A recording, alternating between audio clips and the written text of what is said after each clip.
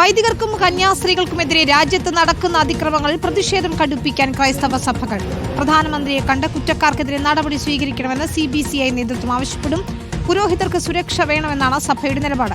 അതേസമയം കേരളത്തിൽ BJPയുടെ മൃദുസമീപനം സ്വീകരിച്ചിരുന്നവർ വെട്ടിലായിരിക്കുകയാണ്. ഭരണഘടനാ അവകാശങ്ങൾ ലംഘിക്കപ്പെടുന്നത് ചൂണ്ടിക്കാട്ടി പ്രതിഷേധം കടുപ്പിക്കാനാണ് മറുവിഭാഗം നിലപാടുള്ളവരുടെ ശ്രമം. വൈദികർക്കും കന്യാസ്ത്രീകൾക്കുമെതിരായ ആക്രമണത്തിൽ ക്രൈസ്തവ ലോകത്തിന് ആകുലതകൾ ഉണ്ടായെന്നാണ് താമരശ്ശേരി ബിഷപ്പ് മാർ റമജിയോസ് ഇഞ്ചനാനിയൽ പ്രതികരിച്ചത്. ക്രൈസ്തവരെല്ലാം യൂറോപ്പിൽ പോകണോ എന്നതായിരുന്നു ബിഷപ്പിന്റെ ചോദ്യം. തീർച്ചയായിട്ടും അത് ക്രൈസ്തവ ലോകത്തിന് വലിയ ആകുലതയാണ്. ഭരണഘടന വിഭാവനം ചെയ്തിരിക്കുന്നതും വാഗ്ദാനം ചെയ്തിരിക്കുന്നതുമാണ് വിശ്വാസം സൂക്ഷിക്കുവാനും വിശ്വാസം ജീവിക്കുവാനും അത് പ്രഘോഷിക്കുവാനുമുള്ള അവകാശം. മതം മാറ്റുന്നു എന്ന പേരിൽ പുതിയ നിയമങ്ങൾ കൊണ്ടുവന്നിട്ട് തകർക്കാനാണ് പരിശ്രമിക്കുന്നത്.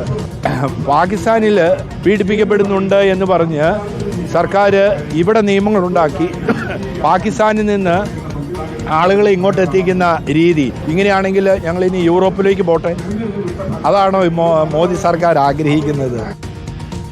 ആദിൽ പാലോട്, സജോ ദേവസ്യം, അഭിജിത്ത് മുഴക്കൊന്നും ചേരുകയാണ്. ആദ്യം അഭിജിത്തിലേക്ക് പോയാൽ, അഭിജിത്ത്, ക്രൈസ്തവ സഭകളുടെ നിലപാട് കൃത്യമാണ്. ഇന്നിപ്പോൾ മാർ റമജിയോസ് ഇഞ്ചനാനിയൽ ചോദിച്ച ചോദ്യമുണ്ടല്ലോ, ഞങ്ങൾ ഇനി യൂറോപ്പിലേക്ക് പോകണോ എന്നതാണ് അദ്ദേഹം ചോദിക്കുന്നത്. അത്രത്തോളം അരക്ഷിതാവസ്ഥയുണ്ട്, മോദി സർക്കാർ ഇത് കാണുന്നില്ലേ എന്നുള്ള കടുത്ത അതൃപ്തിയ വാക്കുകളിൽ വ്യക്തമാണ്.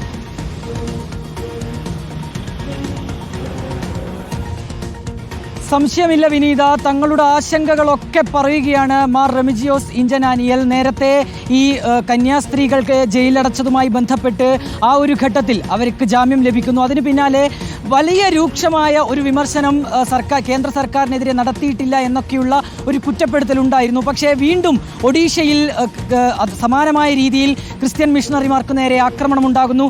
ഈ ഘട്ടത്തിലാണ് തങ്ങളുടെ വിമർശനം കടുപ്പിക്കുന്നത്. താമരശ്ശേരി രൂപതയുടെ ഭാഗത്തുനിന്ന് അതിരൂക്ഷമായ വിമർശനം ഉണ്ടാകുന്നത്. അദ്ദേഹം ചോദിക്കുന്നത് ചില കണക്കുകളുടെ അടിസ്ഥാനത്തിലാണ്. മോദി സർക്കാർ അധികാരത്തിൽ വന്നതിന് ശേഷമുള്ള ചില കണക്കുകളുടെ അടിസ്ഥാനത്തിൽ കൂടി മാർ റമജിയോസ് ഇഞ്ചനാനിയൽ ചോദിക്കുകയാണ്. 2015 മുൻപ് 100 ക്രൈസ്തവർക്ക് നേരെയായിരുന്നു ഈ രാജ്യത്ത് ആക്രമണങ്ങൾ ഉണ്ടായിരുന്നത് എങ്കിൽ 2015 ശേഷം അത് 1000-ലേക്കൊക്കെ അതിൻ്റെ എണ്ണം വർദ്ധിക്കുകയാണ്. വലിയ ആകുലത ക്രൈസ്തവർക്ക് ഈ രാജ്യത്തുണ്ട് എന്ന് അദ്ദേഹം പറയുന്നു. ഈ പാകിസ്ഥാനിൽ ന്യൂനപക്ഷങ്ങൾക്കു നേരെ ആക്രമണം ഉണ്ടാകുന്നു എന്നതിൻ്റെ അടിസ്ഥാനത്തിൽ ചില നിയമങ്ങളൊക്കെ സർക്കാർ ഉണ്ടാക്കുന്നു. അതിനുശേഷം പാകിസ്ഥാനിലുള്ള ന്യൂനപക്ഷങ്ങളെ ഇന്ത്യയിലേക്ക് കൊണ്ടുപോകുന്നു. പക്ഷേ ഇന്ത്യയിലുള്ള ന്യൂനപക്ഷങ്ങളുടെ കാര്യം ആര് നോക്കുമെന്നാണ് അദ്ദേഹം ചോദിക്കുന്നത്. ഇവിടെ ന്യൂനപക്ഷങ്ങൾക്ക് ഈ രീതിയിലുള്ള സംഘടിതമായ ആക്രമണം ഉണ്ടാകുമ്പോൾ ഇവിടെയുള്ള ന്യൂനപക്ഷം വിദേശത്തേക്ക് പോകണോ, പ്രത്യേകിച്ച് ക്രൈസ്തവർ യൂറോപ്പിലേക്ക് പോകണോ എന്നുള്ള കാര്യം കൂടി അദ്ദേഹം ചോദിക്കുകയാണ്. മാവോയിസ്റ്റുകളുടെ ആക്രമണം ഉണ്ടായപ്പോൾ അതിനെതിരെ അമിത്ഷാ ഒരു നിയമം കൊണ്ടുവന്നു, അതിനെതിരെ കൃത്യമായ നടപടി കൊണ്ടുവന്നു. അങ്ങനെയെങ്കിൽ ഇതേ രീതിയിലുള്ള നടപടി ഈ ക്രൈസ്തവരെ ആക്രമിക്കുന്നവർക്ക് നേരെ കൂടി ഉണ്ടാകണമെന്നുള്ളൊരു ആവശ്യമാണ് അദ്ദേഹം പറയുന്നത്. ഏതായാലും വിനീത, വലിയ അതിരൂക്ഷമായ ഒരു വിമർശനം അത് കേന്ദ്ര സർക്കാരിനെതിരെ ഉണ്ടായിരിക്കുന്നു എന്നുള്ളതാണ് ഏറ്റവും പ്രധാനപ്പെട്ട കാര്യം. ശരി അഭിജിത്ത്, തുടരുക. ഇപ്പോൾ സജോ ദേവസ്യം ആദിൽ പാലോട് കൂടി ചേരുകയാണ്. സജോ, ഇന്നലെ നമ്മൾ മാർ ആൻഡ്രൂസ് താഴത്തിന്റെ വാർത്താ സമ്മേളനത്തിൽ ഒഡീഷയിലെ ആക്രമണവുമായി ബന്ധപ്പെട്ട് പ്രതികരണം നമ്മൾ കേട്ടതാണ്. സഭാ വസ്ത്രം ധരിച്ച് പുറത്തിറങ്ങാൻ കഴിയാത്ത അവസ്ഥ എന്ന നിലയിലേക്ക് എത്തിയിരിക്കുന്നു എന്ന വിമർശനമാണ് ഉയർത്തുന്നത്. ഏതായാലും ഛത്തീസ്ഗഡിന് പുറമെ ഒഡീഷയിലും കൂടി ഇത്തരത്തിൽ അതിക്രമം റിപ്പോർട്ട് ചെയ്തതോടുകൂടി വലിയ വിമർശനം BJP സർക്കാരുകൾക്കെതിരെ, സംസ്ഥാന കേന്ദ്ര സർക്കാരുകൾക്കെതിരെ ഉയർത്തുന്നു. പക്ഷേ BJPക്ക് അനുകൂലമായ നിലപാടെടുത്തവർക്കൊന്നും മിണ്ടാട്ടമില്ല എന്നതാണ്. ഇന്നിപ്പോൾ മന്ത്രി V ശിവൻകുട്ടിയുടെ ഒരു ചോദ്യവും പ്രസക്തമാണ്. സുരേഷ് ഗോപി ഒളിവിലാണോ എന്നൊരു ചോദ്യമുണ്ട്. സുരേഷ് ഗോപിയുടെ ജയത്തിന് പിന്നിലെ രാഷ്ട്രീയ നീക്കങ്ങളൊക്കെ തന്നെ നമുക്ക് അറിയുന്നതുമാണ്. ഏതായാലും കത്തോലിക്ക സഭ ഇക്കാര്യത്തിൽ ഏതായാലും കടുപ്പിക്കുന്നു എന്ന് തന്നെയാണ് നമുക്ക് മനസ്സിലാക്കുന്നത്, അല്ലേ? വിനീത, ഉറപ്പായും. അതായത് ഏറ്റവും ഒടുവിലെ അക്രമ സംഭവം എടുത്താൽ ഒഡീഷയിൽ മുൻപും അക്രമ സംഭവങ്ങൾ ഉണ്ടായിട്ടുണ്ട്. അവിടെ വലിയ വർഗീയ കലാപം അടക്കം നടക്കുകയും ചെയ്തിട്ടുണ്ട്. പക്ഷേ സമീപകാലത്ത് നമുക്കറിയാം, പ്രത്യേകിച്ച് ഇപ്പോഴുണ്ടായ അക്രമ സംഭവങ്ങൾ ഏറ്റവും കൂടുതൽ ബാധിച്ചിരിക്കുന്നത് കേരള സഭയെയാണ്. അതായത് കേരളത്തിൽ നിന്നുള്ള ആളുകൾ, വൈദികർ, കന്യാസ്ത്രീകൾ അല്ലെങ്കിൽ ഈ മിഷൻ രംഗത്തൊക്കെ പ്രവർത്തിക്കുന്ന ആളുകളാണ് കൂടുതലും സമീപകാലത്ത് അക്രമത്തിന് ഇരയായത്. അതുകൊണ്ട് തന്നെ ഈ വിഷയത്തിൽ നേരിട്ടിടുകയും അതിനെ ഇടപെടുകയും അതിനെ അഭിസംബോധനയും ചെയ്യുകയും ചെയ്യേണ്ടത് കേരളത്തിലെ കത്തോലിക്ക സഭയുടെ കൂടി ഉത്തരവാദിത്തമായി മാറിയിട്ടുണ്ട് എന്നതൊരു പ്രധാനപ്പെട്ട കാര്യമാണ്. പ്രത്യേകിച്ച് സിറോ മലബാർ കത്തോലിക്ക സഭ തന്നെ എടുക്കുമ്പോൾ സിറോ മലബാർ സഭയിലുള്ള ആളുകൾ ഈ അക്രമത്തിന് സമീപകാലത്ത് കൂടുതൽ ഇരകളാക്കപ്പെട്ടിട്ടുണ്ട് എന്നതുകൂടി കാണേണ്ടതുണ്ട്. അതിലെ അംഗങ്ങളോ അല്ലെങ്കിൽ അതിൽ നിന്ന് ഈ രൂപതകളിലേക്ക് നിയോഗിക്കപ്പെട്ടവരോ ഒക്കെയാണ് ഈ അക്രമത്തിന് ഇരയായിട്ടുള്ളത്. പക്ഷെ നമുക്ക് കാണാൻ കഴിയും സമീപകാലത്തെ സോഷ്യൽ എഞ്ചിനീയറിംഗിന്റെ മറ്റും ഭാഗമായി കേരളത്തിലെ ബിജെപിയുടെ മൃദു സമീപനം സ്വീകരിക്കുന്ന ഒരു നിലപാട് ഒരു വിഭാഗം സ്വീകരിച്ചു പോന്നിരുന്നു എന്നത് വളരെ കൃത്യമാണ്. നമുക്കത് അറിയുകയും ചെയ്യാം. പല സംഭവ വികാസങ്ങളുണ്ട്. കന്യാസ്ത്രീകളുടെ വിഷയത്തിൽ പോലും ചിലർ പിന്നീട് സ്വീകരിച്ച നിലപാടൊക്കെ വ്യാപകമായ വിമർശനത്തിന് ഇടയാക്കുകയും ഒക്കെ ചെയ്തിരുന്നു. അവർ പക്ഷേ കൂടുതൽ വെട്ടിലാകുന്ന തുടർ സംഭവ വികാസങ്ങൾ ഉണ്ടാകുന്നു എന്താണ് പ്രധാനം. അതുകൊണ്ട് തന്നെ കടുത്ത നിലപാട് സ്വീകരിക്കുക എന്നത് സഭയെ സംബന്ധിച്ചിടത്തോളം പ്രധാനപ്പെട്ട അല്ലെങ്കിൽ നിർബന്ധിതമാകുന്ന ഒരു സാഹചര്യമുണ്ട് നേതൃത്വത്തിന് പൊതുവിൽ. അതുകൊണ്ട് അവർ പറയുന്നു ആവർത്തിക്കപ്പെടുന്ന സംഭവങ്ങൾ അതിന്റെ എണ്ണം സഹിതം നേരത്തെ ഒരു ക്രൈസ്തവ സംഘടന ഈ രംഗത്ത് മാത്രം, അതായത് ഈ പെർസിക്യൂഷനെതിരായിട്ടുള്ള പ്രവർത്തിക്കുന്ന ഒരു സംഘടന മാത്രം അതിന്റെ കണക്കുകൾ പുറത്തുവിടുന്നുണ്ടായിരുന്നു. അതായത് വ്യാപകമായി ഉത്തരേന്ത്യ കേന്ദ്രീകരിച്ച് ക്രൈസ്തവർ ആക്രമിക്കപ്പെടുന്നു. അവർ തന്നെ പറയുന്നത് അവരുടെ സഭാവസ്ത്രം അണിഞ്ഞ് പുറത്തിറങ്ങാൻ കഴിയുകയില്ല, ബൈബിൾ കൈവശം കൊണ്ടുപോകാൻ കഴിയില്ല, അങ്ങനെ ഐഡന്റിഫൈ ചെയ്യപ്പെട്ടാൽ ഏത് സ്ഥലത്ത് വെച്ചും എപ്പോഴും ആക്രമിക്കപ്പെടാം എന്ന നിലയുണ്ട് എന്നതാണ്. ഇവിടെ തന്നെ ഈ ബലസോർ രൂപതയിൽ തന്നെ ആ വൈദികർ അവരുടെ ഇടവകയിലെ അംഗങ്ങളെ കാണാനാണ് പോയത്. ആ അംഗങ്ങൾ വിളിച്ചിട്ട് അപ്പോൾ പോലും ആക്രമിക്കപ്പെടുന്നു എന്ന സ്ഥിതിയുണ്ട് എന്നതാണ് അവർ ചൂണ്ടിക്കാണിക്കുന്ന ഒരു കാര്യം. അങ്ങനെ ഭരണഘടനാ അവകാശങ്ങൾ ക്രൈസ്തവർക്ക് ഉത്തരേന്ത്യയിൽ നിഷേധിക്കുന്ന ഒരു സാമൂഹിക സാഹചര്യം, അതിന് ഭരണകൂടത്തിന്റെ പിന്തുണ ലഭ്യമാകുന്നത് സംഘപരിവാർ സംഘടന അഥവാ ബജ്രംഗ് ദൾ തന്നെ അതിന് നേതൃത്വം വഹിക്കുന്നു. ഈ കാര്യം അടക്കം ചൂണ്ടിക്കാണിച്ചുകൊണ്ട് കടുത്ത നിലപാട് സഭ സ്വീകരിക്കുന്നുണ്ട്.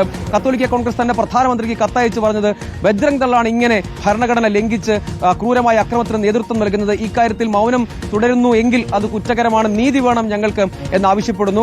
ഒപ്പം കേരളത്തിലെ കത്തോലിക്ക മെത്രാൻ സമിതിയും CBCIയും മറ്റു ബിഷപ്പുമാരും ഒക്കെ ഈ കാര്യത്തിൽ കടുത്ത നിലപാട് തന്നെ പറയുന്നു. കൂടുതൽ പ്രതിഷേധങ്ങൾ, സമ്മർദ്ദങ്ങൾ ഒക്കെ വേണം. നേരത്തെ ഒരു വിഭാഗം വിശദീകരിക്കാനോ വ്യാഖ്യാനിക്കാനോ ശ്രമിച്ചുകൊണ്ടിരുന്നത് ചില വിഷയങ്ങളിൽ പ്രായോഗികമായ ചില സമീപനങ്ങൾ ആവശ്യമാണ്, ചില സമ്മർദ്ദങ്ങൾ ഫലം കാണണമെങ്കിൽ ചില നിലപാടുകൾ ചില ഘട്ടങ്ങളിൽ ഭയപ്പെടുത്തേണ്ടി വരും എന്ന നിലപാടായിരുന്നു അവർ പറഞ്ഞ വാദങ്ങൾ. അല്ലെങ്കിൽ BJPയോട് കേരളത്തിൽ മൃദു സമീപനം സ്വീകരിക്കാനുള്ള ന്യായമായി അവർ പറഞ്ഞുകൊണ്ടിരുന്നത്. പക്ഷേ അവർ കൂടി വെട്ടിലാകുന്നു. അങ്ങനെ കേരളത്തിൽ കൂടി ഇതിനൊരു രാഷ്ട്രീയമായ പ്രാധാന്യം കൂടി ലഭ്യമാകുന്നുണ്ട്. സഭ ഏതായാലും കടുത്ത പ്രതിഷേധങ്ങളിലേക്കും ഒപ്പം കൂടുതൽ പൊതുവേദി, അതായത് ക്രൈസ്തവരുടെ രാജ്യമാകെയുള്ള കൂടുതൽ പൊതുവേദി ഉണ്ടാക്കി പ്രതിരോധം ഒരുക്കുക എന്നൊരു നിലപാടും തീരുമാനവുമാണ് ഇപ്പോൾ എടുത്തിരിക്കുന്നത്. ശരി, ആദിൽ പാലോട് കൂടി ചേരുന്നുണ്ട്. അതിൽ ഇപ്പോൾ നമ്മൾ കാണുന്നത് ഛത്തീസ്ഗഡിൽ പെൺകുട്ടികൾ നൽകിയ പരാതിയിൽ ഇതുവരെ കേസെടുത്തിട്ടില്ല. ഒഡീഷയിലെ സംഭവങ്ങളിലും കേസെടുത്തില്ല എന്നാണ് നമ്മൾ മനസ്സിലാക്കുന്നത്. അതിന്റെ ദൃശ്യങ്ങളൊക്കെ തന്നെ പുറത്തു വന്നിട്ടും ഒരു നടപടിയും എടുക്കുന്നില്ല. അതുകൊണ്ട് തന്നെയാണ് വലിയ ആശങ്ക സഭാ നേതൃത്വങ്ങൾ അറിയിക്കുന്നത്. പ്രധാനമന്ത്രിയെ കാണാൻ CBCI ശ്രമിക്കുന്നുണ്ട്. പക്ഷേ ഇതുവരെയും അനുകൂലമായ ഒരു സമീപനം ഉണ്ടായിട്ടില്ല എന്നല്ലേ മനസ്സിലാക്കേണ്ടത്?